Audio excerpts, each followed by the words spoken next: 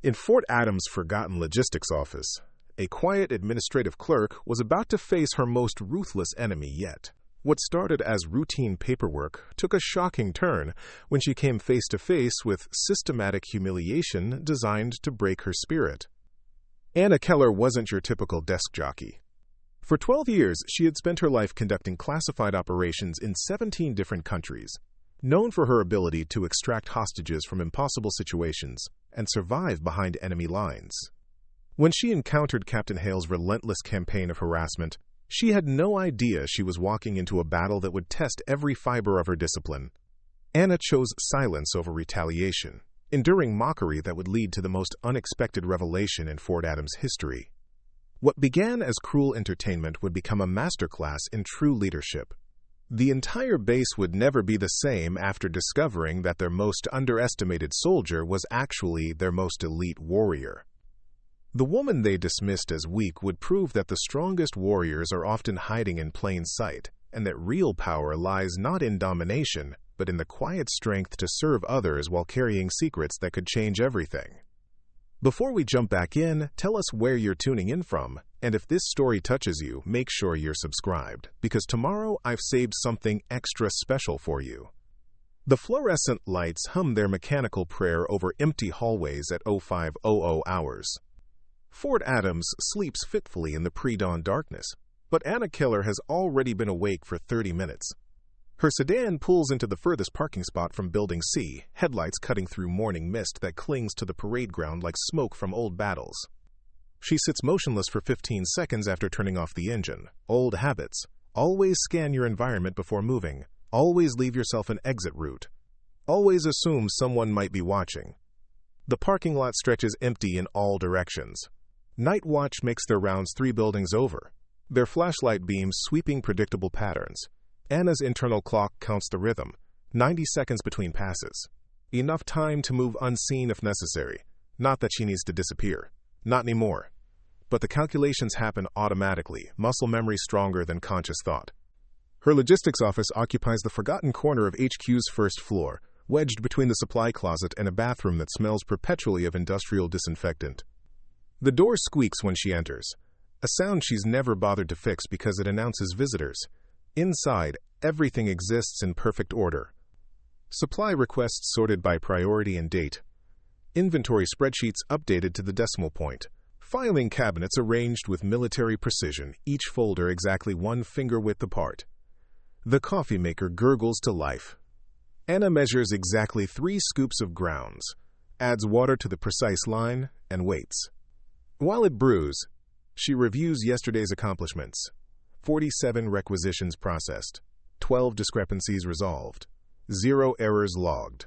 Statistics that mean nothing to the combat soldiers who trudge past her door each morning, boots heavy with the weight of real purpose. At 0630, the base begins its daily resurrection. Voices echo down corridors, boots thunder on stairs. Trucks rumble toward the motor pool, carrying men who matter to places that count. Anna remains invisible in her corner office, a piece of furniture that occasionally handles paperwork. Morning, Queen of the Paper Pushers. Captain Marcus Hale fills her doorway like a storm cloud, all swagger and pressed uniforms. His combat infantry badge catches the overhead light, casting sharp shadows across a chest that's never met a medal it couldn't display.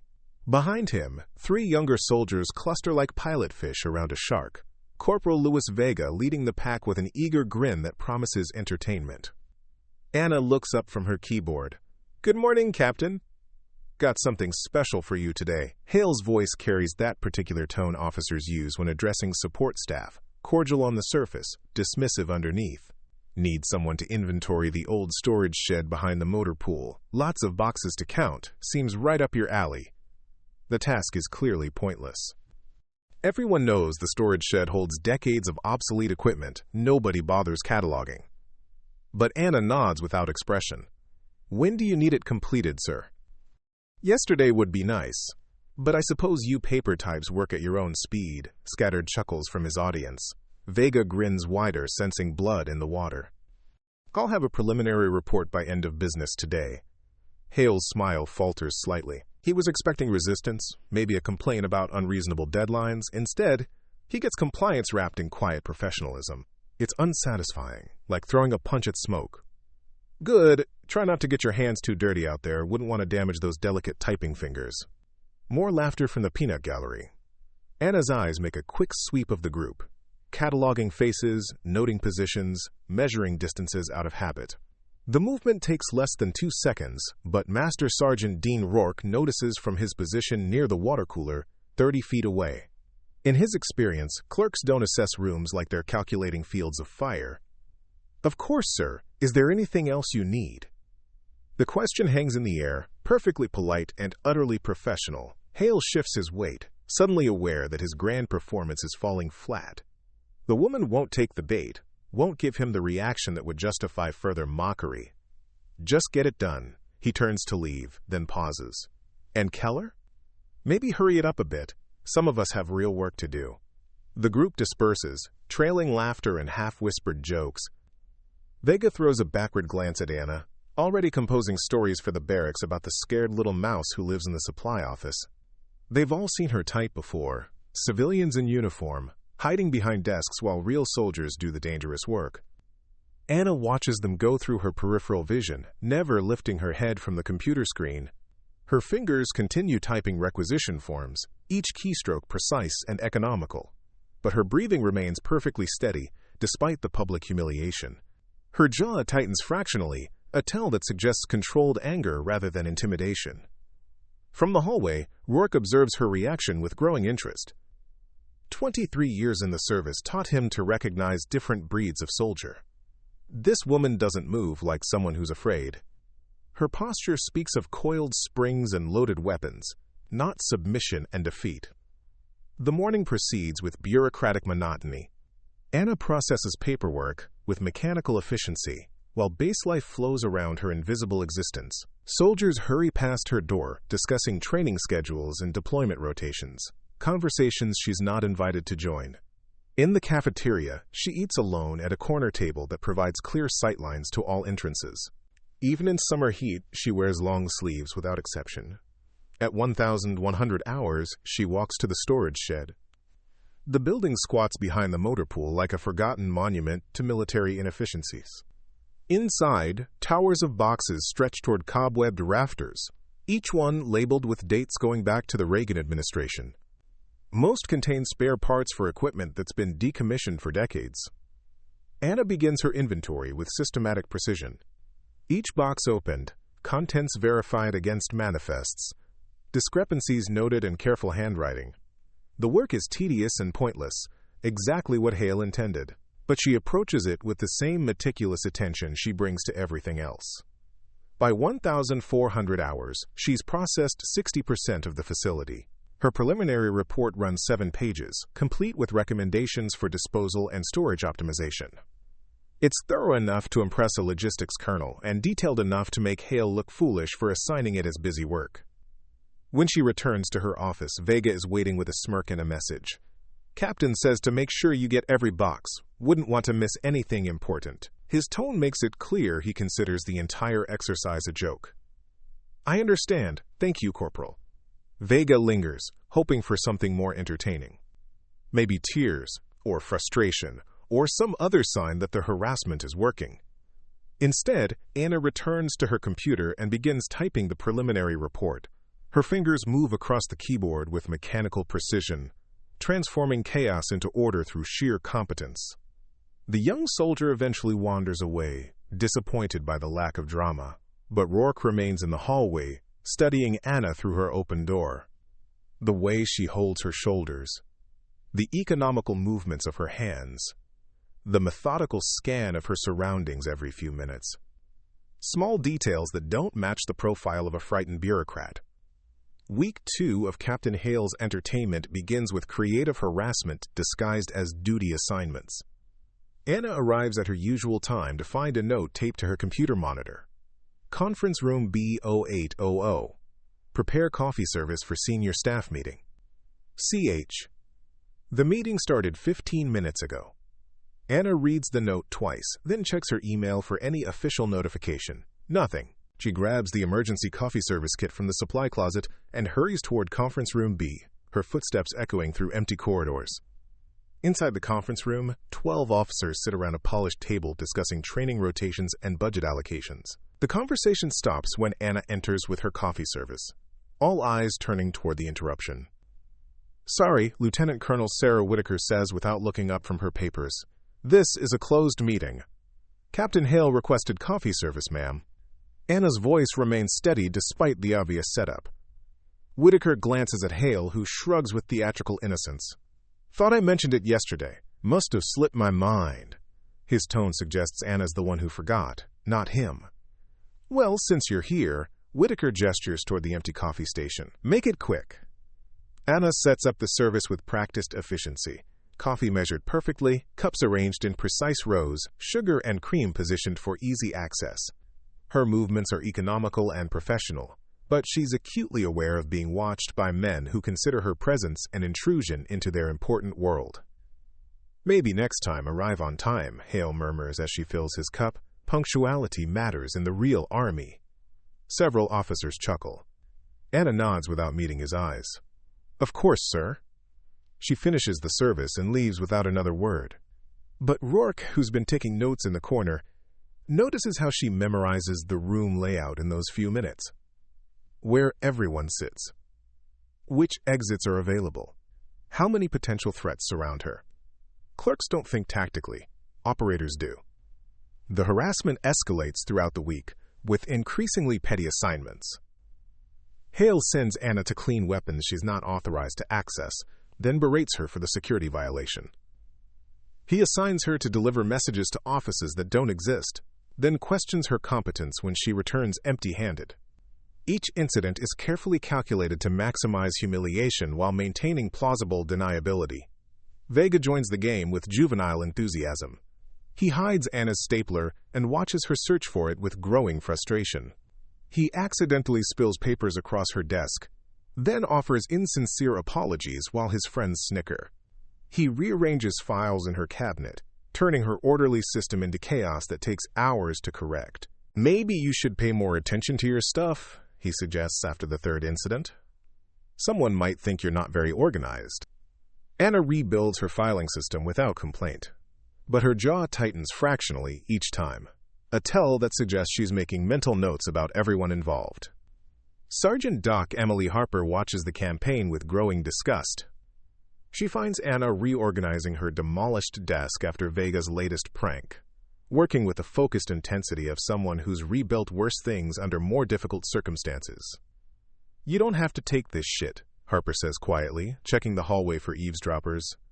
Anna looks up from her filing. "It's not worth fighting about." "Maybe not, but it's not right either." Harper leans against the doorframe, studying Anna's face. "You ever think about transferring, getting away from these assholes?" "This is where I'm needed." The answer is revealing in its certainty. Anna doesn't say this is where she's assigned, or where she ended up by chance. She says this is where she's needed, as if her presence serves some larger purpose nobody else understands. Harper nods slowly. "Well, if you ever want to talk, or if things get too rough, you know where to find me." After she leaves, Anna returns to her filing with methodical precision. Each document in its proper place. Each folder aligned perfectly. Order imposed on chaos through discipline and patience. Skills learned in places where maintaining control meant staying alive. Friday brings Hale's most ambitious humiliation yet. He volunteers Anna to help serve lunch in the enlisted dining facility, supposedly as part of a base-wide customer service initiative. The assignment comes with a frilly apron and instructions to smile while dishing out food to soldiers who normally wouldn't acknowledge her existence. Anna ties on the apron without protest and takes her position behind the serving line. For 2 hours, she ladles mashed potatoes and green beans onto trays carried by men who see her as entertainment rather than a fellow service member. Vega makes a point of coming through twice, each time with a larger audience to witness his performance. "Hey, weren't you supposed to be doing real work today?" he asks, loudly enough for nearby tables to hear. "Or is this your promotion to full-time cafeteria lady?" Laughter ripples through the dining hall. Anna continues serving with mechanical precision, her face expressionless despite the mounting humiliation. But Rourke, eating alone at his usual corner table, notices how she monitors the crowd.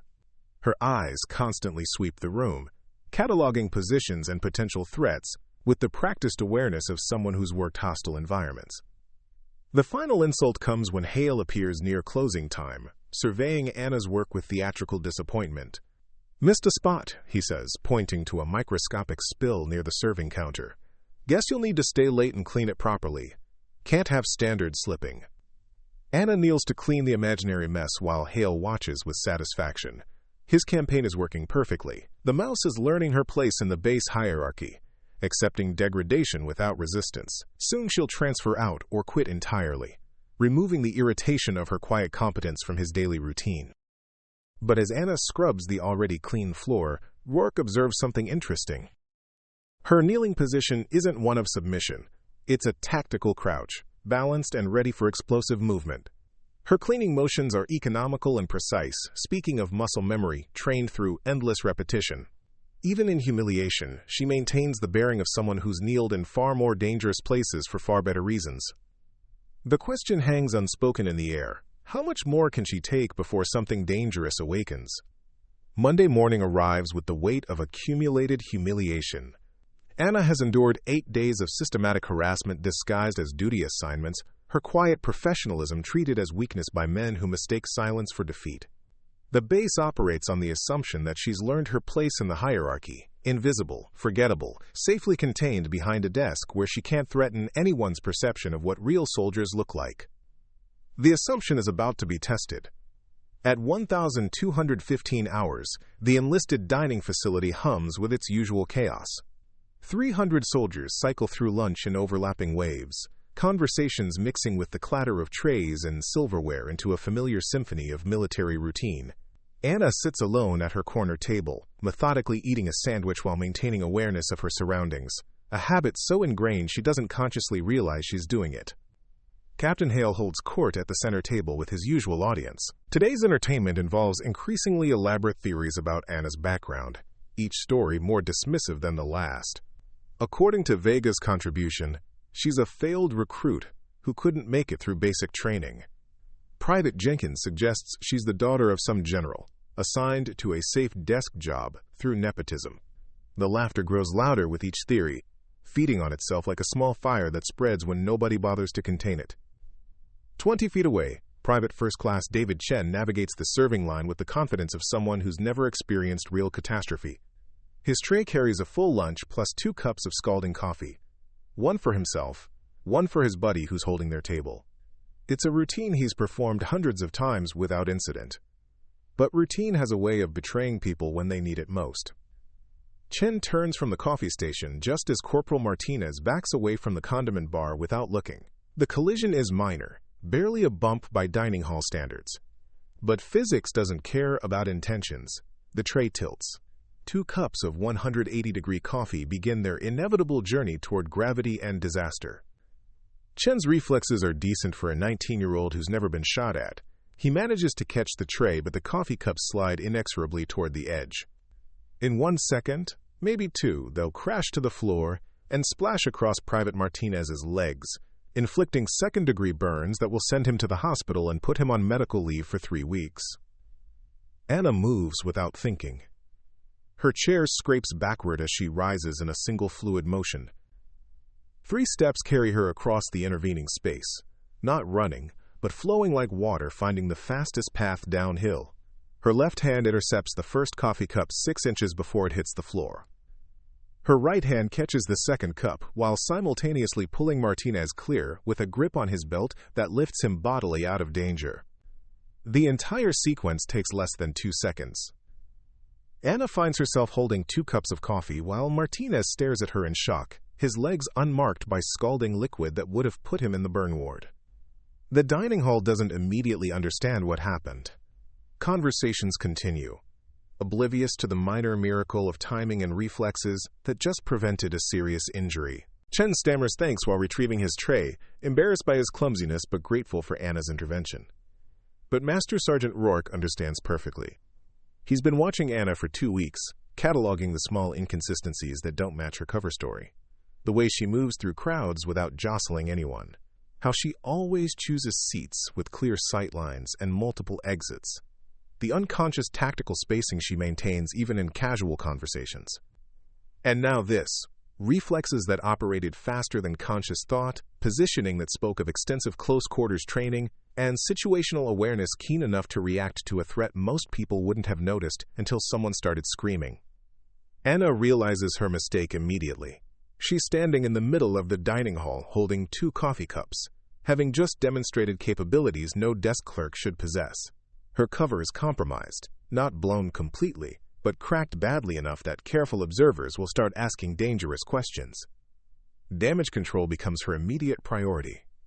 "Just refill them," she tells Chen quietly, handing back the cups. "No harm done."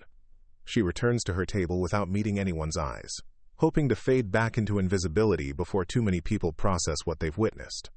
Her sandwich tastes like cardboard as she forces herself to eat with apparent calm, but her peripheral vision tracks every conversation in the room. Most soldiers dismiss the incident as lucky timing, a fortunate coincidence that prevented a minor accident. They return to their own concerns without deeper thought. But not everyone. Vega mutters something to his tablemates, his voice carrying just far enough for Anna to catch fragments. "Did you see?" and "moved pretty fast for..." The words trail off as Hale shoots him a warning look, but the seed of doubt has been planted. Captain Hale himself feels a stirring of unease he can't quite identify. Something about Anna's movement pattern struck him as familiar, reminiscent of training exercises he's observed but never participated in. The timing was too perfect, the positioning too precise for someone whose reflexes should be honed by staplers and filing cabinets. But Sergeant Harper knows exactly what she witnessed. She's worked alongside special operations medics in combat zones, seen how they move when lives hang in the balance. Anna's intervention carried the hallmarks of someone trained to operate in split-second windows, where hesitation means casualties. The rest of lunch passes without incident. Anna finishes her sandwich and returns to her office, maintaining the same quiet routine she's followed for months. But the questions follow her like smoke from a distant fire, invisible to most but unmistakable to those who know how to read the signs. In her office, Anna sits motionless for 30 seconds, not from fear, but from the need to recalibrate. Her cover identity requires careful maintenance, and moments like this threaten the careful balance she's constructed between competence and invisibility. She opens her computer and begins processing requisition forms with mechanical precision, each keystroke deliberate, each decision documented, every action reinforcing the image of a meticulous bureaucrat whose greatest excitement comes from balanced spreadsheets. But outside her door, conversations have already begun. Speculation spreads through informal networks, carried by soldiers who witness something unusual, but can't quite articulate what made it strange. The story grows in the telling, gaining details and losing context as it moves from person to person. By evening, half the base has heard some version of events. Most versions are wrong. All of them are interesting. And in the senior NCO quarters, Master Sergeant Dean Rourke sits alone with a cup of coffee and 23 years of hard-earned experience, trying to piece together the puzzle of Anna Keller. The woman who arrived at 0500 every morning for reasons nobody questioned. Who endured systematic harassment without breaking. Whose reflexes operated faster than conscious thought when someone needed saving. The pieces don't fit the picture of a simple desk clerk, but they align perfectly with someone else entirely. Someone trained to blend into crowds, operate undercover, and spring into action when circumstances demand it. Rourke sets down his coffee and reaches for his phone. Tomorrow, he decides, it's time to make some careful inquiries about Anna Keller's background. Starting with the classified sections of her personnel file that Captain Hale hasn't thought to examine. The hunt for truth has begun, and Anna's carefully constructed invisibility is about to face its greatest test. Tuesday morning brings Captain Hale's most ambitious humiliation yet, disguised as opportunity and delivered with the theatrical flair of a man who's convinced he's about to witness a spectacular failure. The senior staff meeting convenes at 0800 sharp in Conference Room A, the base's largest gathering space, where decisions that matter get made by people who count. Anna receives her summons at 0745, 15 minutes to prepare for what Hale describes as a chance to contribute meaningfully to base operations. The message arrives via Corporal Vega, who delivers it with barely suppressed glee, like a child who knows where the adults have hidden the firecrackers. Captain says to bring your calculator, Vega adds with a smirk. You're gonna need it. The conference room buzzes with the controlled energy of senior leadership addressing complex problems. Lieutenant Colonel Whitaker presides from the head of the polished table, flanked by Major Kearns and the battalion's 3 company commanders. Master Sergeant Rourke occupies his usual position near the back wall, notebook ready, observing everything with the patient attention of someone who's learned that details matter more than impressions. Anna enters precisely on time, carrying her worn leather portfolio and maintaining the same professional composure that served her through 2 weeks of systematic harassment. She takes the empty chair near the door, the least prestigious seat in the room, exactly where support staff belongs in Captain Hale's worldview. "Excellent timing, Keller," Hale announces with false enthusiasm. "We've got a situation that requires your particular expertise." He activates the wall display, revealing a logistics nightmare that would challenge a staff college exercise. Tomorrow's live-fire training involves 3 companies, 6 different weapon systems and ammunition requirements that span everything from small arms to heavy mortars. The normal supply chain has suffered multiple breakdowns, weather delays, transportation failures, and a computer glitch that corrupted half the requisition database. "Coordination fell through the cracks," Hale explains to the room, his tone suggesting incompetence somewhere in the support structure. "We need someone to sort this mess out in the next 18 hours, or we're looking at a training delay that affects the entire battalion schedule." The implications hang heavy in the air. Training delays cascade through the military machine like dominoes, affecting deployment readiness, budget allocations, and career trajectories. Officers have been relieved for smaller failures than letting a major exercise collapse due to logistic shortfalls. "Keller here volunteered to coordinate the effort," Hale continues, his voice carrying the weight of generous leadership giving subordinates opportunities to excel. "She's been eager to take on more challenging assignments." Anna maintains her expression of calm attention, but her mind immediately begins cataloging the scope of the challenge. 6 weapon systems means 6 different ammunition types, each with specific storage and transportation requirements. 3 companies means 3 different staging areas, each requiring coordination with separate command structures. 18 hours means working through the night with minimal support and 0 margin for error. It's a setup designed for spectacular failure. Hale expects her to crumble under pressure, providing him with the public breakdown that will justify everything he's done to her over the past 2 weeks. The audience of senior officers will witness her incompetence firsthand, validating his assessment that support personnel can't handle real responsibilities. "Any questions?" Hale asks with theatrical concern. Anna studies the display for 30 seconds, her eyes tracking supply routes and quantities with mechanical precision. The silence stretches just long enough for whispered speculation to begin among the observers. Then she speaks, her voice carrying none of the uncertainty Hale expected. "I'll need access to the alternative supply depot at Richardson Base and authorization to requisition emergency transportation assets. The standard supply chain is compromised, but alternate routes remain viable if we adjust the delivery schedule by 4 hours."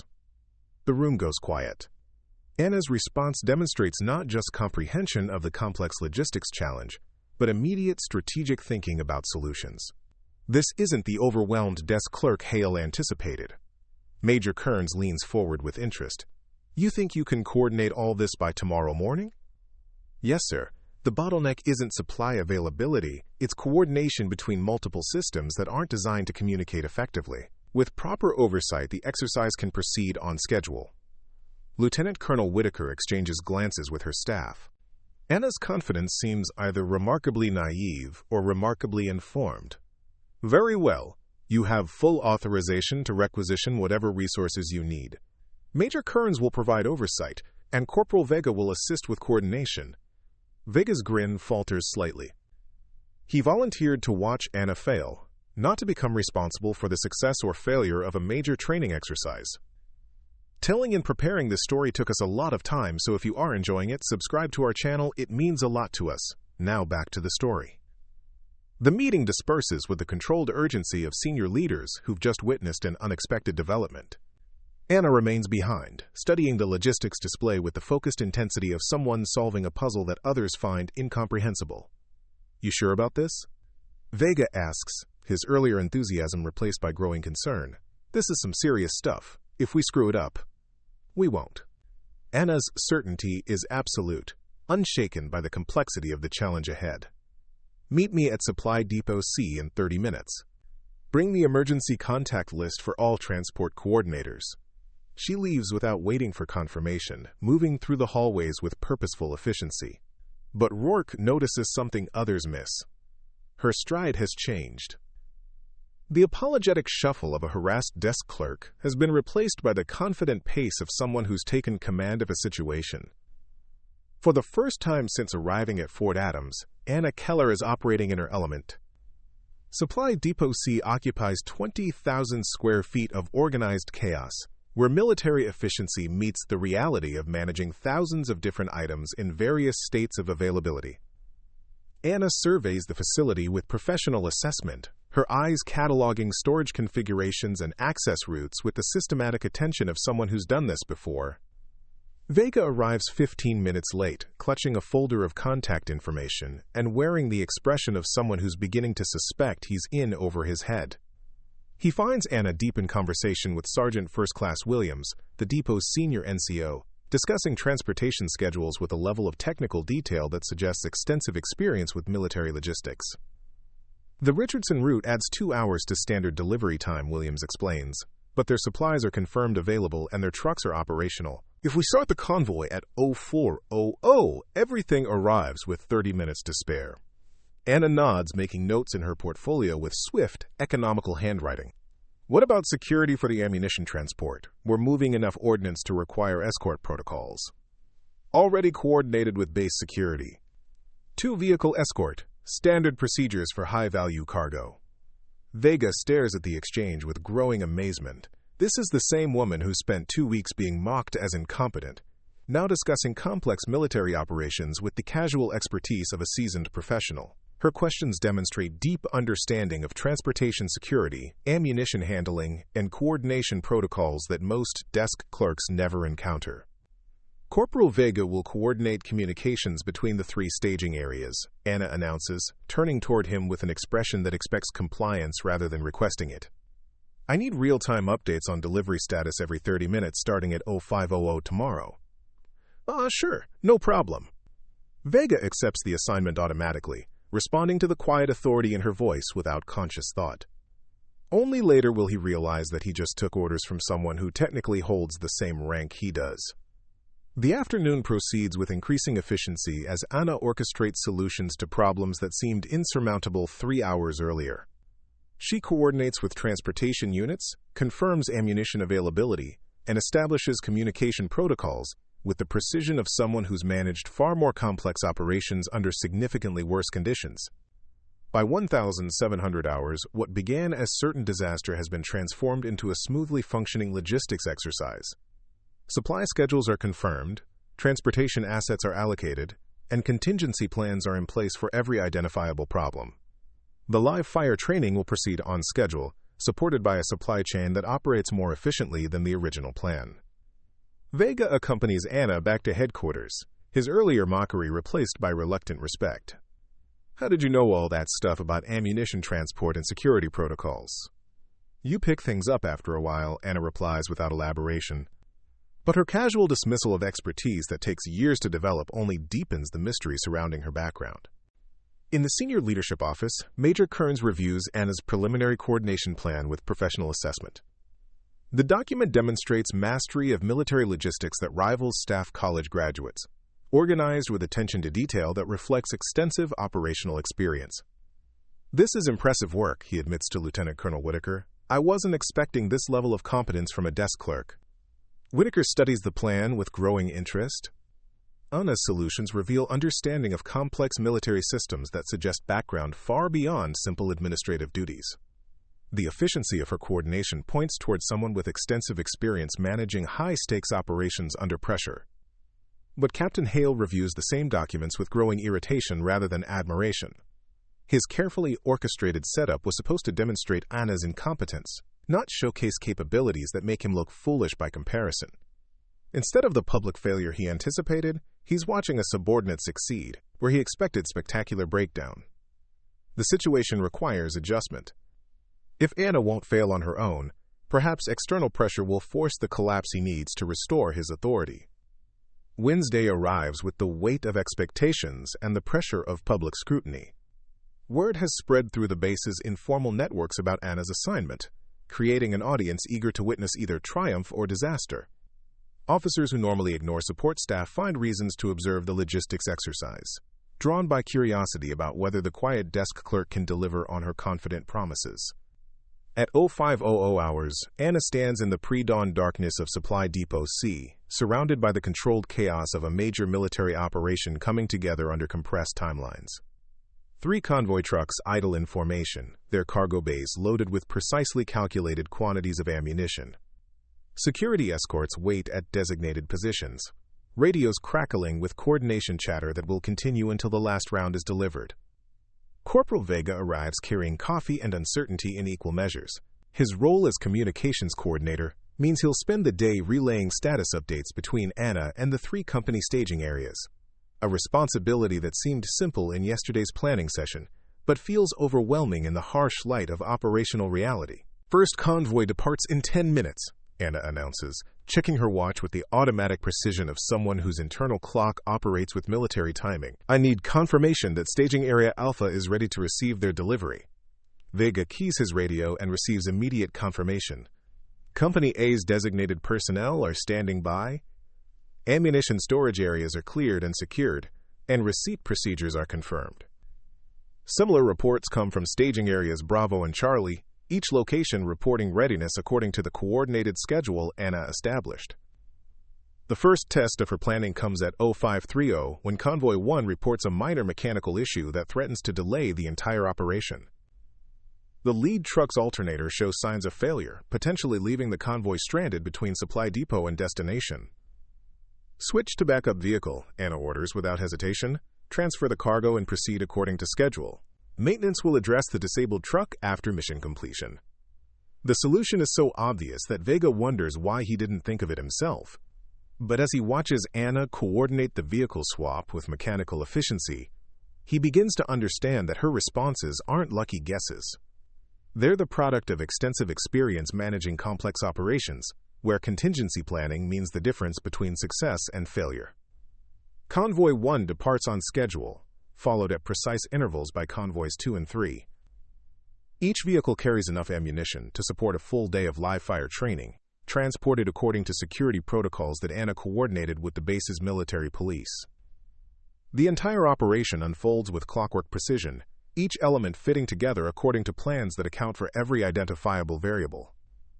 At 0700, the first delivery arrives at Staging Area Alpha exactly on schedule. Company A's personnel receive their ammunition supplies according to procedures that Anna coordinated in advance, ensuring smooth transitions between transportation and tactical employment. Similar success is reported from Staging Areas Bravo and Charlie, each delivery proceeding without complications or delays. Captain Hale observes the operation from Company B's command post, watching supplies arrive with efficiency that makes his setup look professionally incompetent rather than entertainingly challenging. His expectation of spectacular failure has been replaced by the reality of spectacular success, managed by a subordinate he spent 2 weeks trying to humiliate. Pretty smooth operation, Major Kearns comments, joining Hale at the observation point. Your desk clerk seems to know what she's doing. The compliment stings because it's accurate. Anna's logistics coordination has exceeded professional standards, demonstrating competence that challenges Hale's fundamental assumptions about the relative capabilities of combat versus support personnel. At Staging Area Charlie, Master Sergeant Rourke watches Anna personally supervise the final ammunition delivery with growing certainty about her background. Her positioning during the unloading process maintains constant awareness of personnel locations and potential hazards. Her communication with the convoy personnel employs terminology and protocols that reflect extensive experience with high-risk operations.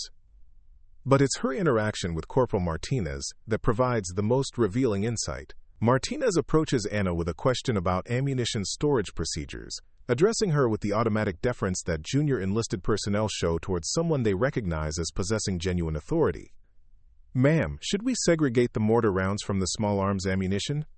Affirmative. Maintain 20-meter separation according to standard safety protocols, and ensure your storage areas are clearly marked for inventory purposes. Martinez nods and moves to comply, responding to Anna's instructions with the immediate obedience that junior personnel reserve for leaders they trust. His compliance isn't based on rank. Anna holds no formal authority over him, but on recognition of competence that commands respect. Rourke files the exchange away with his growing collection of observations about Anna Keller, the way she naturally assumes command responsibility, how other soldiers automatically defer to her judgment, the unconscious authority that manifests whenever she operates in her element. By 0900, the live-fire exercise begins according to its original schedule, supported by ammunition supplies delivered exactly where needed and exactly when required.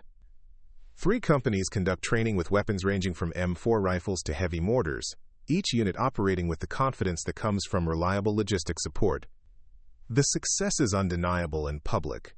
Officers who expected to witness disaster instead observe an example of professional competence that makes the base's normal supply operations look amateurish by comparison. Anna's coordination has not only prevented training delays but actually improved upon the original logistics plan. Lieutenant Colonel Whitaker tours the exercise areas during the morning session, personally observing the smooth flow of operations that Anna orchestrated. At each staging area, personnel report complete satisfaction with supply coordination and express surprise at the efficiency of the process. "Who coordinated this operation?" she asks Sergeant First Class Williams during her visit to Staging Area Alpha. "Anna Keller from HQ, ma'am."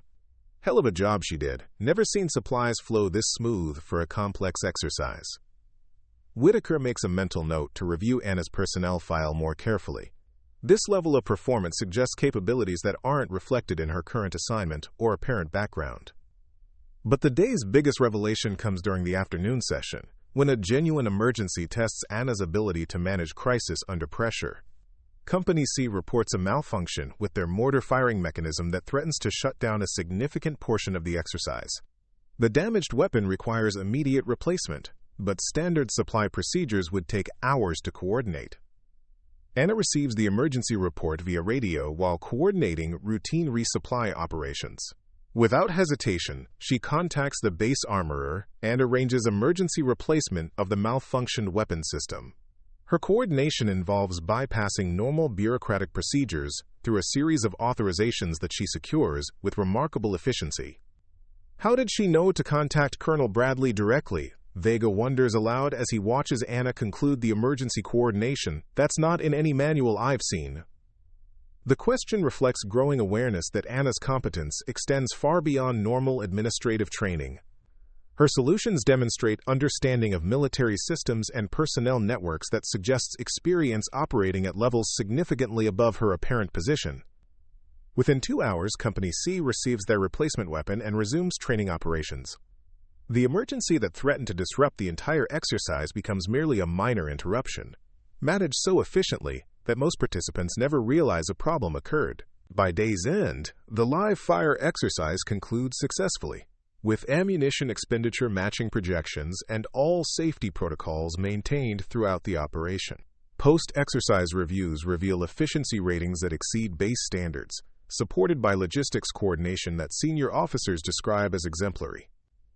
Anna completes her after-action report with the same meticulous attention to detail that characterizes all her work. But now that attention is focused on an operation that demonstrated capabilities no desk clerk should possess, managed with expertise that reflects extensive operational experience.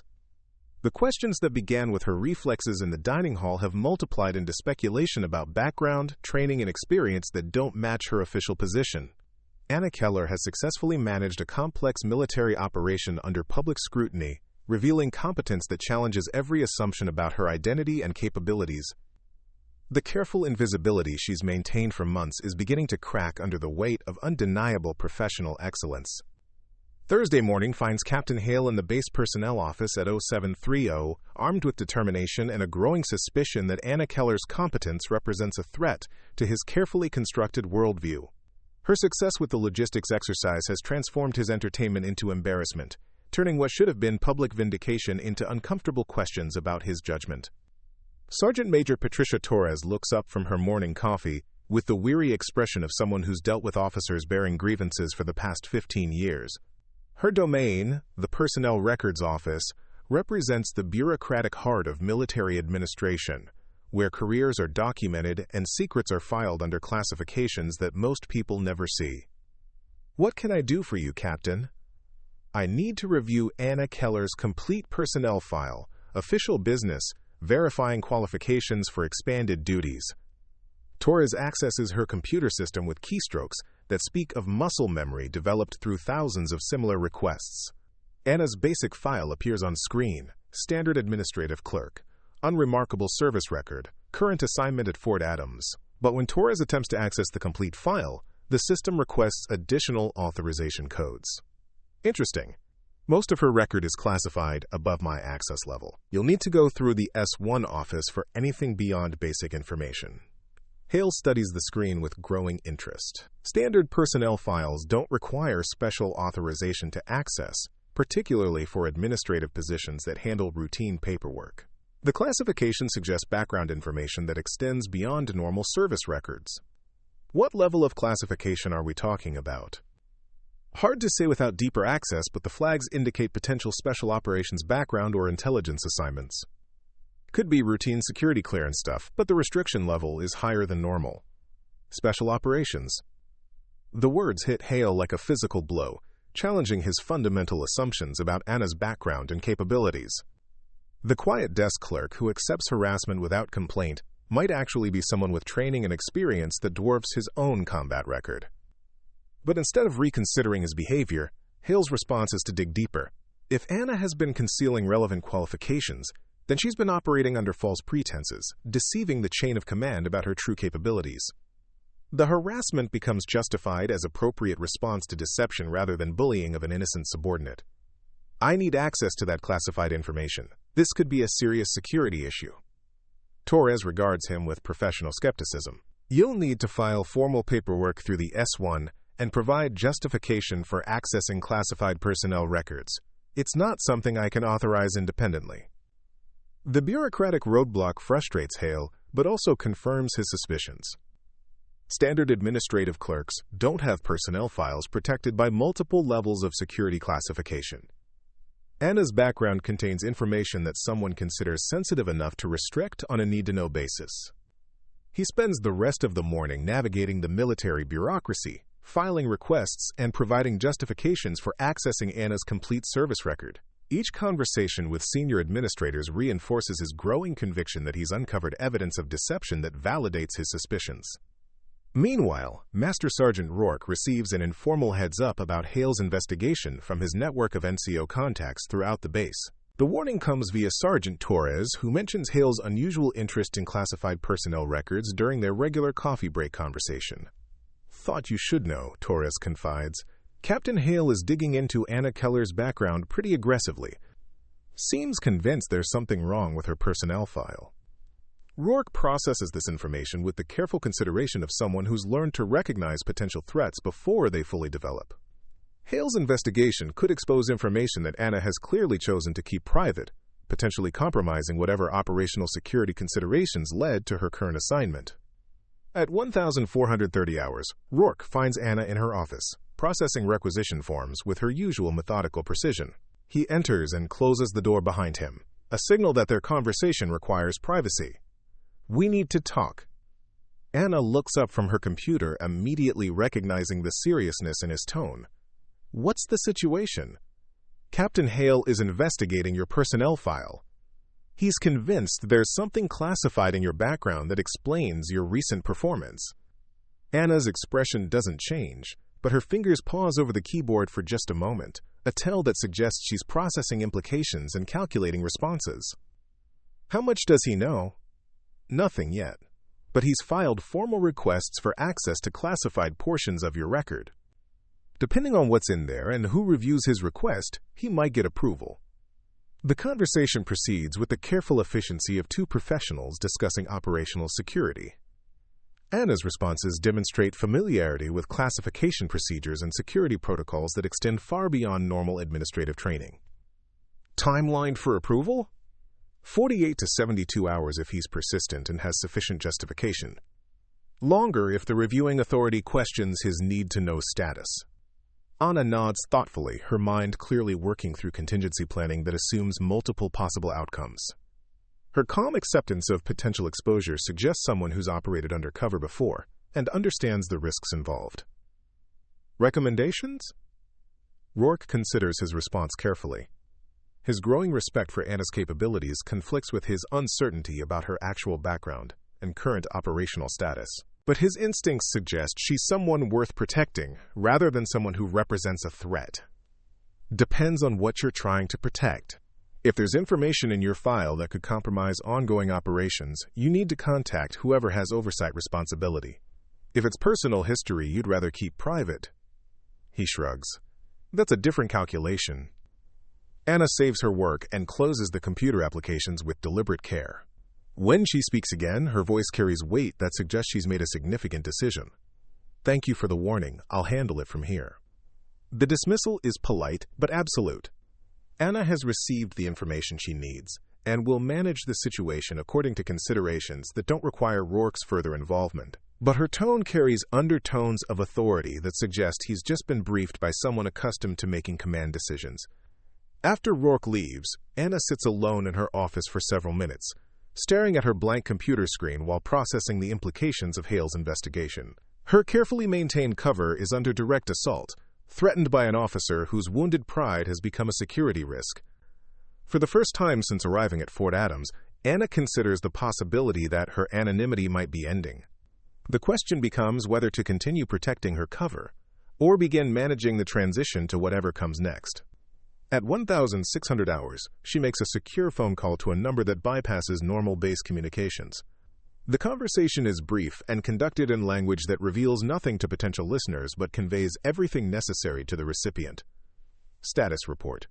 Potential compromise of operational security due to local investigation. The response comes immediately, suggesting the recipient was expecting this call. Understood. Maintain current posture pending further guidance. Support assets are available if required. Anna hangs up and returns to processing paperwork, as if nothing has changed. But observers with sufficient experience would notice subtle shifts in her behavior, increased awareness of her surroundings, more frequent checks of exit routes, and positioning that maintains maximum tactical advantage during routine interactions.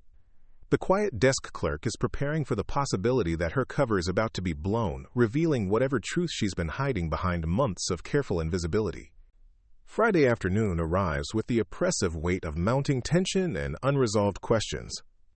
Captain Hale has spent 48 hours pursuing Anna's classified records with the determination of someone convinced he's uncovering a conspiracy. His investigation has yielded partial success, authorization to review limited portions of her file, enough to confirm his suspicions, but not enough to satisfy his growing obsession with exposing what he perceives as deception. The senior staff meeting convenes at 1,500 hours in Conference Room A, the same venue where Anna's logistics triumph began 4 days earlier. But today's atmosphere carries undercurrents of conflict rather than professional cooperation. Lieutenant Colonel Whitaker presides with the controlled attention of someone who senses developing problems but hasn't yet identified the source. Anna enters precisely on time, carrying her usual portfolio and maintaining the same professional demeanor that served her through weeks of systematic harassment. She takes her assigned seat near the door, apparently oblivious to the charged atmosphere that surrounds Captain Hale's portion of the table. Before we address routine business, Hale announces with theatrical gravity, I need to bring a serious personnel matter to the group's attention. Whitaker regards him with professional wariness. Hale's tone suggests accusations rather than routine administrative concerns, potentially creating a personnel issue that could escalate beyond simple command resolution. What's the nature of your concern, Captain? Hale activates his laptop and displays a partial personnel record on the wall screen, Anna's basic service information with several sections marked as classified or redacted. The presentation has been carefully prepared to maximize dramatic impact, while revealing just enough information to support his accusations. Anna Keller has been operating under false pretenses since her assignment to this base. Her personnel file contains extensive classified information that she's deliberately concealed from her chain of command. This deception represents a potential security violation and calls into question her fitness for continued duty. The accusation hangs in the air like smoke from a distant battlefield. Every officer in the room focuses on Anna, waiting for her response to charges that could end her career if substantiated. But Anna's expression remains professionally neutral, showing neither guilt nor defiance, just the calm attention of someone listening to information that doesn't surprise her. The classified portions of her record, Hale continues, suggest background in special operations or intelligence activities that directly contradict her current assignment as an administrative clerk. Her recent performance during the logistics exercise demonstrates capabilities that no standard clerk should possess, supporting my assessment that she's been deliberately hiding relevant qualifications. Major Kearns leans forward with interest. What specific qualifications are you referring to?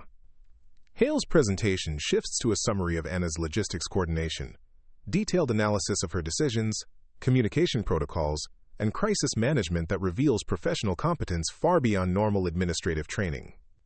No one learns this level of operational expertise through routine desk work. Her performance indicates advanced military training that she's concealed from her supervisors, potentially violating regulations regarding disclosure of relevant experience. The case builds with prosecutorial precision, each point reinforcing Hale's central theme that Anna has been operating under false identity for reasons that threaten operational security. His presentation transforms her competence from asset into evidence of deception, reframing success as proof of misconduct. Lieutenant Colonel Whitaker studies the displayed information with professional assessment. The classified markings in Anna's file certainly suggest background beyond routine administrative service, but Hale's interpretation of her motives may reflect assumptions rather than facts. Ms. Keller, how do you respond to these concerns? Anna rises from her chair with fluid economy of motion, her bearing shifting subtly from deferential clerk to something more substantial. When she speaks, her voice carries quiet authority that draws immediate attention from everyone in the room. Captain Hale's assessment contains several factual errors and unsupported assumptions about my background and motivations. She moves toward the front of the room with confident strides that replace her usual apologetic shuffle. Her positioning commands attention, without demanding it, occupying space with the natural authority of someone accustomed to briefing senior leadership. My personnel file is classified for reasons that don't involve deception or security violations. My current assignment was requested specifically and approved through appropriate channels. My recent performance reflects training and experience that I've never denied possessing. Hale interrupts with aggressive confidence. Then why haven't you disclosed these qualifications to your immediate supervisors? Why maintain the pretense of being an ordinary administrative clerk? As he speaks, Hale reaches across the table toward Anna's portfolio, apparently intending to examine documents that might support his accusations. The motion is casual and presumptuous, an officer exercising authority over subordinate materials. Anna's response is instantaneous and precise. Her left hand intercepts Hale's wrist 6 inches from her portfolio, stopping his reach with controlled force that freezes him completely. The grip isn't painful, but it's absolutely immovable, applied with the mechanical precision of someone trained to control situations through minimal necessary force. The room falls into complete silence. Hale stares at his captured wrist in shock, unable to process the speed and efficiency of Anna's response. One moment he was reaching for her documents. The next moment his hand is trapped in a grip that suggests capabilities no desk clerk should possess.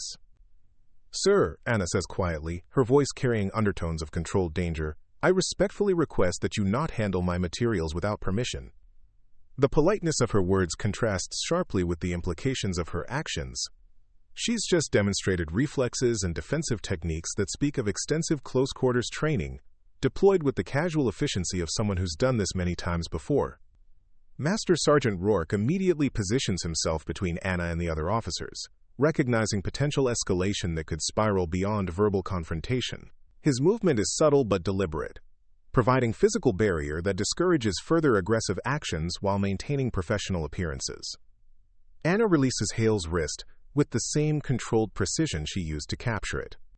Hale jerks his hand back, rubbing circulation into fingers that show no damage but carry the memory of being completely helpless for several seconds. "Jesus Christ," someone whispers from the back of the room. The demonstration has revealed more about Anna's background than hours of investigation could uncover. Her speed, technique, and controlled application of force reflect training that extends far beyond standard military service. This isn't the frightened desk clerk who's endured weeks of harassment. This is someone with capabilities that most officers never encounter. Lieutenant Colonel Whitaker studies Anna with new assessment, recognizing that the personnel situation has become significantly more complex than anyone anticipated. The woman standing before her commands respect through demonstrated competence rather than demanding it through rank or position. I think, Whitaker says carefully, that we need to have a more detailed conversation about your background and current assignment. In private. Anna nods with calm acceptance. Of course, ma'am. I'm available at your convenience.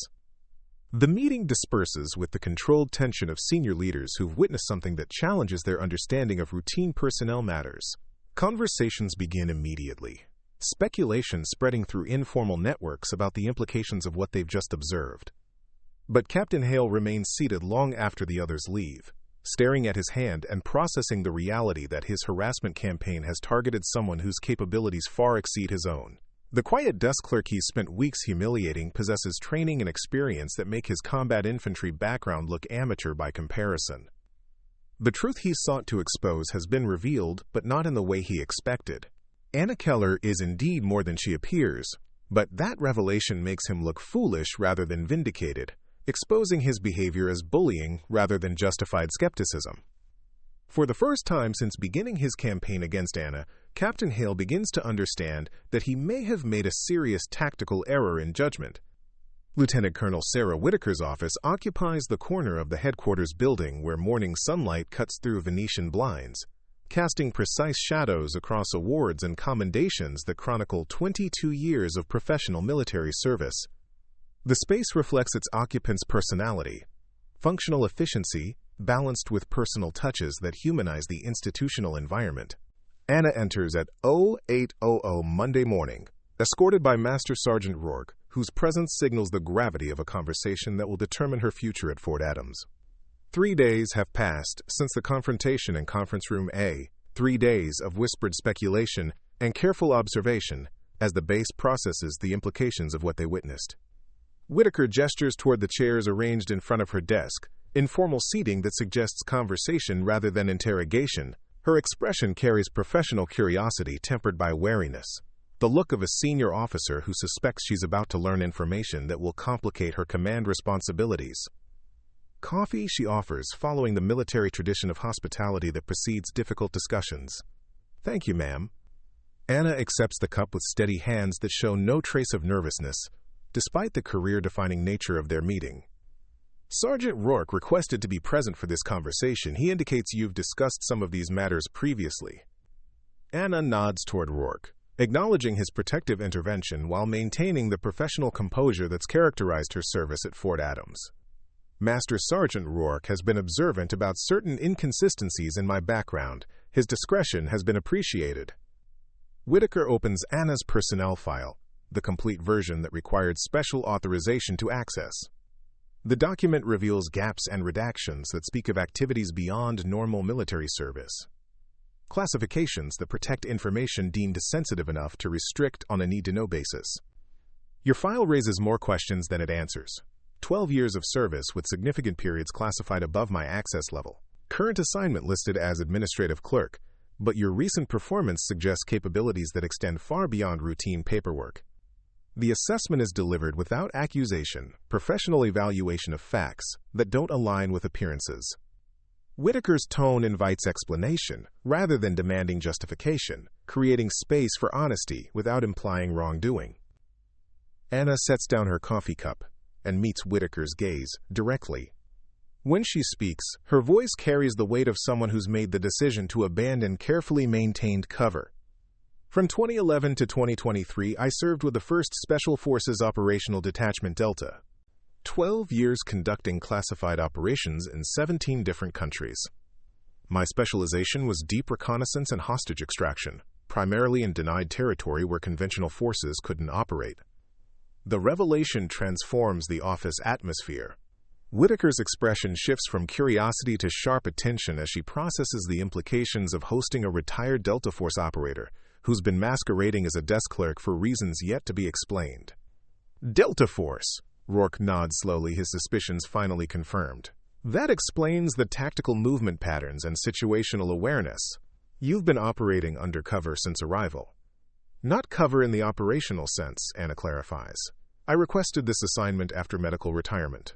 The nerve damage in my left hand ended my operational career, but I wanted to continue serving in whatever capacity remained available.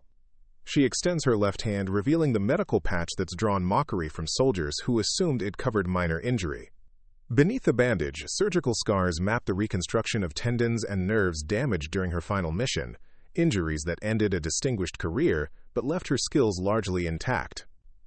My retirement was classified to protect operational security for ongoing missions. The position here was arranged through channels that don't appear in standard personnel systems. I've been Anna Keller, administrative clerk, because that's who I chose to become after Anna Keller, Delta operator, was no longer viable. Whitaker processes this information with the careful attention of someone whose understanding of personnel management has just been revolutionized. The quiet woman who processes paperwork with mechanical precision is actually one of the military's most elite warriors, voluntarily accepting anonymity rather than trading on past accomplishments. Why reveal this now? You could have continued your current assignment indefinitely. Anna's expression carries traces of regret mixed with resignation. Captain Hale's investigation threatened to expose information that could compromise ongoing operations. My contact authorized limited disclosure to prevent broader security breaches. The explanation reveals layers of consideration that extend beyond personal concerns. Anna's decision to maintain cover wasn't about hiding from responsibility. It was about protecting operational security from missions that continue without her direct involvement. The harassment from Captain Hale, Whitaker continues, you endured that rather than reveal your background? Delta operators are trained to blend into any environment and accept whatever role provides optimal mission accomplishment. Enduring harassment seemed preferable to compromising cover that served broader security interests. Rourke shakes his head with professional admiration. Most people would have pulled rank or demanded respect. You took abuse from soldiers whose combat experience doesn't compare to your operational record. Anna shrugs with the casual dismissal of someone who's faced far greater challenges than workplace harassment. Rank and respect are different things. True respect can't be demanded. It has to be earned through consistent demonstration of character and competence. The conversation continues for another hour, covering details of Anna's background that explain the competence she's demonstrated and the calm she's maintained under pressure. Her service record reveals operations in Afghanistan, Iraq, Syria, and locations that remain classified. Missions where failure meant death and success meant anonymous return to planning the next impossible task. By the meeting's conclusion, Whitaker has gained complete understanding of the personnel assets she's been underutilizing. Anna Keller possesses training and experience that could revolutionize base operations if properly employed, capabilities that represent opportunity rather than complication. I'm going to need time to process this information and consider how to best utilize your skills going forward. In the meantime, I want you to know that your service, both past and present, is deeply appreciated. Anna stands with fluid economy of motion, her bearing subtly different now that partial truth has been revealed. Thank you, ma'am. I remain available for whatever assignments best serve the mission. After she leaves, Whitaker sits alone with Rourke, contemplating the implications of discovering an elite operator hiding in her administrative staff. What do you think? She asks. I think we've been wasting one hell of an asset, Rourke replies, and I think it's time to start using her properly. Quote, the announcement comes down through official channels 3 days later, distributed via the base's routine administrative network with language that reveals nothing unusual to casual observers. Anna Keller has been assigned additional duties as liaison coordinator for inter-unit training exercises, effective immediately, reporting directly to the executive officer. The position exists nowhere in standard military organization charts. It's been created specifically to utilize Anna's capabilities while maintaining operational security about her background. To most personnel, she's been promoted to facilitate better cooperation between combat and support units. A logical assignment given her successful coordination of the recent logistics exercise. But officers with sufficient experience recognize the significance of someone being pulled from routine administrative duties to serve as direct advisor to senior leadership. The assignment represents confidence in capabilities that extend beyond normal staff qualifications. Anna's first meeting with her new responsibilities occurs in Conference Room B, where she faces 12 NCOs representing every major unit on base. The group includes skeptics like Sergeant First Class Morrison from the motor pool, pragmatists like Doc Harper from the medical unit, and followers like Corporal Vega, who's still processing his transformation from tormentor to admirer. The purpose of inter-unit training, Anna begins without preamble, is to create operational understanding between elements that must function as integrated systems during actual deployment. Combat effectiveness depends on seamless coordination between infantry, logistics, medical, and support personnel operating under stress. Her presentation employs language that reflects deep understanding of how military units function under combat conditions. She doesn't speak about theoretical cooperation. She describes practical integration based on experience managing real operations where mistakes cost lives. Current training protocols isolate units in specialized functions without providing experience in combined operations. This creates gaps in understanding that become critical vulnerabilities when units deploy together for actual missions. Sergeant Morrison raises his hand with the skeptical expression of someone who's heard reform promises before. With respect, ma'am, mechanics and infantry don't need to train together. We fix vehicles, they carry weapons. Pretty straightforward division of labor. Anna's response comes with quiet authority that draws immediate attention from everyone in the room. During Operation Enduring Freedom, a convoy in Afghanistan lost 3 vehicles to IED attacks because mechanical personnel didn't understand infantry movement patterns, and infantry personnel didn't understand vehicle vulnerability assessments. 7 soldiers died because specialization prevented communication about shared threats. The specific example carries weight that theoretical arguments couldn't match. Anna's knowledge of operational details suggests first-hand experience with the consequences of poor coordination between military units. The training I'm proposing will teach each unit enough about the others to facilitate effective communication and mutual support. Mechanics will understand infantry tactics sufficient to position themselves defensively. Infantry will understand maintenance requirements sufficient to protect critical assets. Doc Harper nods thoughtfully. Cross-training makes sense for deployment preparation. Medical personnel need to understand how different units operate to provide effective support. Anna's presentation continues with systematic coverage of integration requirements, training methodologies, and expected outcomes. Her approach reflects professional military education combined with operational experience that validates theoretical concepts through practical application. Over the following weeks, the cross-training program begins with voluntary participation that gradually builds into base-wide adoption. Anna's methods prove surprisingly effective at breaking down barriers between units that have operated in isolation for years. The first major success comes during a combined exercise, where logistics personnel work directly with infantry squads to understand resupply requirements under simulated combat conditions. Traditionally, such coordination occurs through radio communication and written requests. Anna's training puts supply personnel in the field with combat units, creating mutual understanding of requirements and capabilities. Corporal Vega participates in the logistics rotation with enthusiasm that reflects his complete conversion from antagonist to supporter. Working alongside supply personnel teaches him appreciation for the complexity of maintaining operations under field conditions, while his infantry experience helps logistics personnel understand tactical requirements that aren't evident from requisition forms. I never realized how much work goes into getting ammunition to the right place at the right time, he admits to Anna during a training break. Always figured supplies just showed up when we needed them. Anna's response demonstrates the patient teaching approach that characterizes her leadership style. Every element of military operations depends on multiple support systems functioning correctly. Understanding those systems makes everyone more effective at their primary mission. The cross-training program expands to include medical personnel learning basic infantry tactics, communications specialists understanding maintenance requirements, and administrative staff gaining appreciation for operational planning. Each rotation creates connections between units that previously operated in functional isolation. Resistance comes primarily from senior personnel like Major Kearns, who view integration training as distraction from specialized competency development. His opposition reflects traditional military thinking that emphasizes deep expertise within narrow functional areas. We're diluting our core competencies, he argues during a staff meeting. Infantry should focus on infantry skills, mechanics should focus on mechanical skills. This cross-training nonsense reduces efficiency without providing meaningful benefits.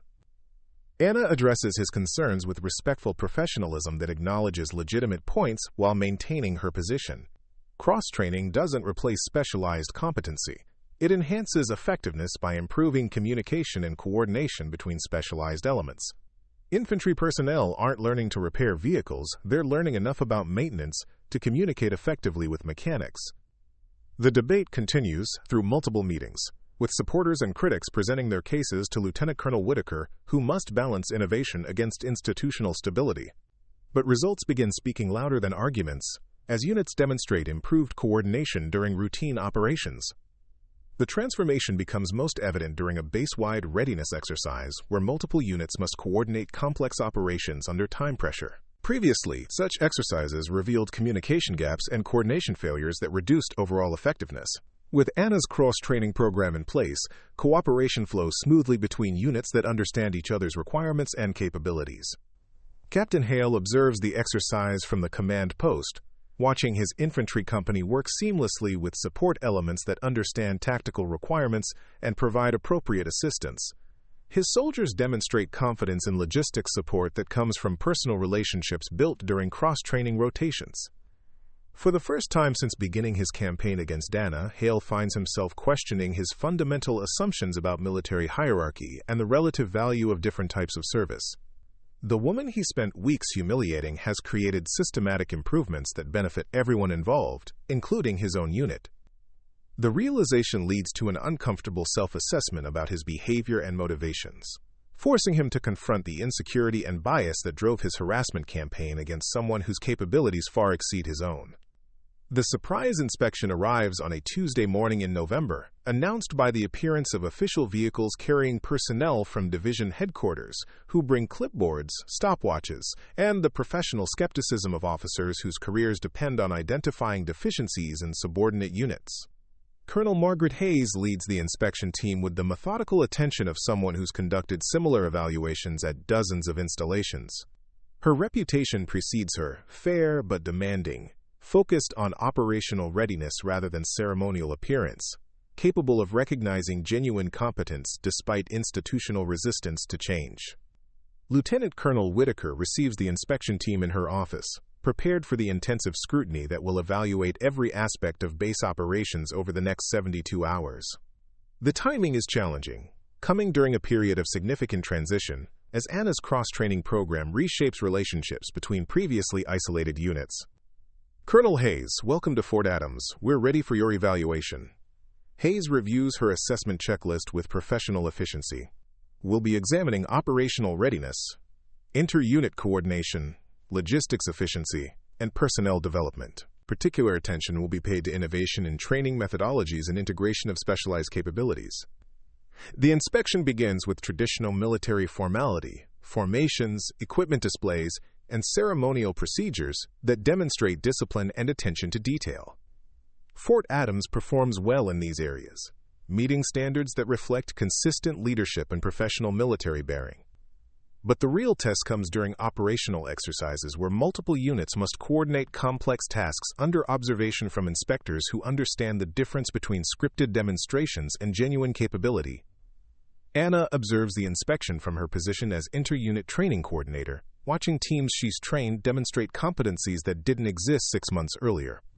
Her cross-training program has created capabilities that extend beyond individual unit specializations, enabling cooperation that reflects understanding rather than mere compliance with orders.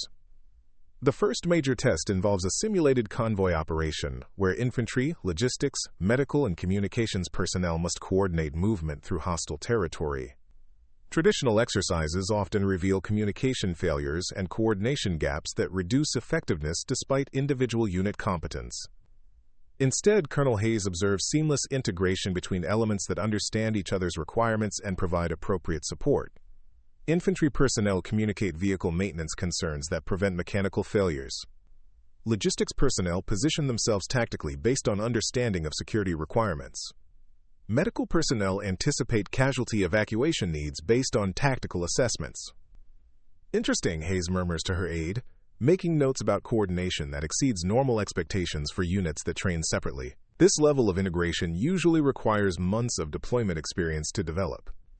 The second test examines crisis response capabilities through a scenario involving equipment failures that threaten mission accomplishment.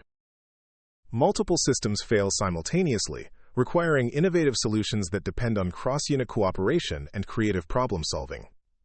Anna's training proves its value as personnel from different specialties combine their expertise to develop solutions that no single unit could accomplish independently. Mechanics work with communications specialists to jury-rig replacement systems. Medical personnel coordinate with logistics to establish casualty evacuation procedures.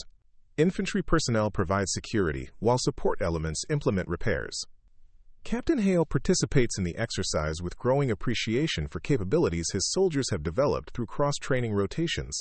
His infantry company operates with confidence in support elements that understand tactical requirements and provide appropriate assistance without detailed instruction.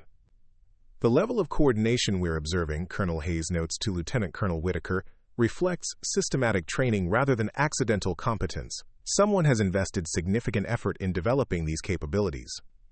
Anna Keller, our inter-unit training coordinator, designed and implemented the cross-training program that's created these results. Hayes reviews Anna's current position with interest. Administrative personnel developing advanced training methodologies isn't standard. What's her background? Whitaker provides the approved summary of Anna's qualifications. Sufficient information to explain her competence without revealing classified details. She has extensive experience in military operations and requested assignment to training development after medical retirement from operational duties. The explanation satisfies Hayes's immediate curiosity while protecting operational security considerations that continue to govern Anna's service. Her competence speaks for itself through results that demonstrate professional military education combined with practical experience. The inspection concludes with formal briefings where senior personnel present assessment results to the evaluation team. Colonel Hayes addresses the assembled leadership with professional appreciation for capabilities that exceed her expectations. Fort Adams demonstrates operational readiness that reflects systematic attention to professional development and innovative training methodologies. The integration between previously isolated units represents best practices that should be considered for broader implementation. She specifically commends the cross-training program as an example of creative problem-solving that addresses known deficiencies in military coordination. The recognition validates Anna's approach and provides official endorsement for methodologies that overcome traditional barriers between specialized functions. After the inspection team departs, Lieutenant Colonel Whitaker hosts a celebration dinner for key personnel who contributed to the successful evaluation. The gathering includes officers and NCOs from all units, creating an opportunity for informal recognition of individual contributions to collective success. Captain Hale approaches Anna during the reception, carrying the uncomfortable demeanor of someone who must acknowledge mistakes in judgment and behavior. Their conversation takes place away from the main group, providing privacy for admissions that require personal rather than public resolution. "I owe you an apology," he begins without preamble. "My treatment of you was unprofessional and unjustified. I let personal insecurity drive behavior that reflected poorly on my character and leadership." Anna accepts his words with the same grace she's shown throughout their relationship. Everyone deserves the opportunity to learn and grow. Your leadership during the inspection demonstrated genuine commitment to your soldiers and the mission. The forgiveness is generous without being condescending, acknowledging his apology while focusing on positive contributions rather than past failures. Hale recognizes the diplomatic skill required to offer redemption without humiliation, understanding that Anna's response reflects the same leadership qualities that created the training program he initially opposed. "I've learned a lot about what real leadership looks like," he continues. "Service rather than dominance. Earning respect through character rather than demanding it through rank. Thank you for teaching me those lessons." Later that evening, Anna visits the base memorial wall, where names of fallen soldiers remind viewers of the ultimate cost of military service. She stands quietly before the black granite surface, honoring teammates who didn't return from missions that remained classified decades after their completion.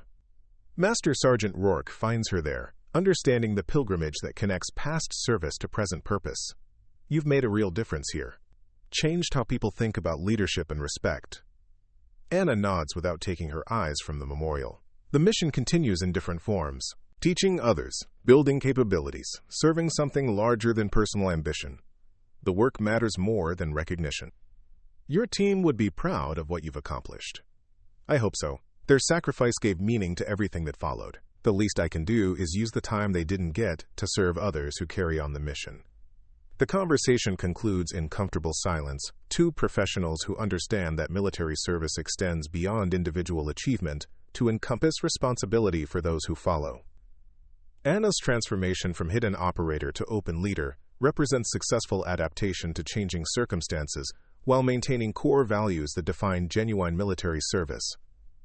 Fort Adams operates differently now, shaped by training methodologies that emphasize cooperation over competition, understanding over dominance, and service over self-interest. The changes reflect Anna's influence but belong to everyone who embraced the principles she demonstrated through patient teaching and consistent example.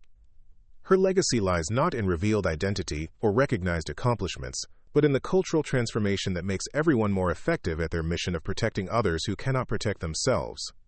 True leadership, she has proven, serves others rather than itself, and the strongest warriors are often those who choose service over recognition.